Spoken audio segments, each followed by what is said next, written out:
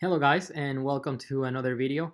About 3 months ago, I promised that I would show you how to connect your brand new cluster in MongoDB Atlas to Robo3T. I apologize as it has been 3 months since then, but I have been very busy with client work. Anyway, in this video, I'm gonna go ahead and show you really quick how to do that. It's a very simple process. I'm assuming that you've created your MongoDB cluster. If you haven't, then check the video where I explain how to do that, and it's going to be linked down below. But all you have to do is come here to your dashboard and click on Connect. Once you click on Connect, the option that you want to choose is Connect to your application, and you want to grab this link right there. This is the link that gives you access to your cluster. Make sure that it's only this link, the access link, and it's not the full function that it gives you to include in your code to make the call to the database.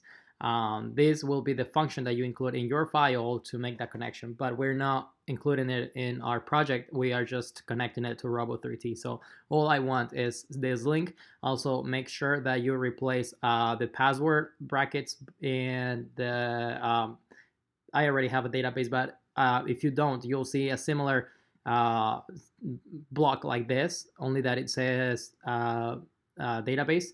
You will see that in here. So if you don't have a database, go ahead and create one and replace that link right there as well by the name of your database.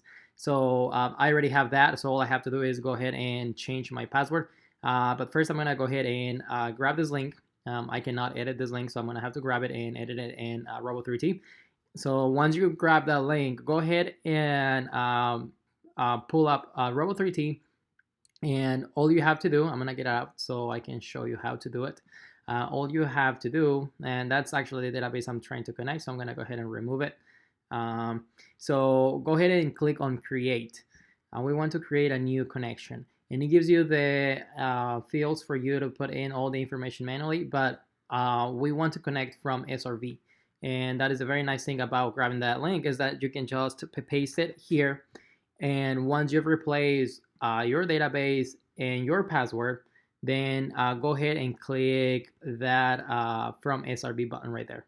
Okay, so if you have replaced it, go ahead and simply click the button from RSV and SRV, I'm sorry, and it will pull all the information for that cluster. So all you have to do is save the connection.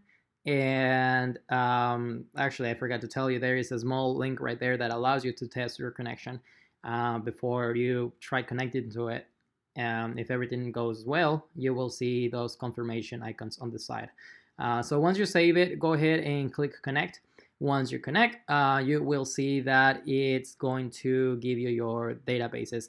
Remember that at the beginning I had my database already connected, so that's why it's showing the double connections right there. But in reality, you will see only one, and you will see your databases and the collections that you have in your databases, as well as functions. I don't have any users, and I don't have any either, except the user that I'm using. So go ahead and do that. If you have any questions, leave a comment below, and if you want to see more videos, leave a comment below as well as to what you would like to see. Thank you very much. God bless.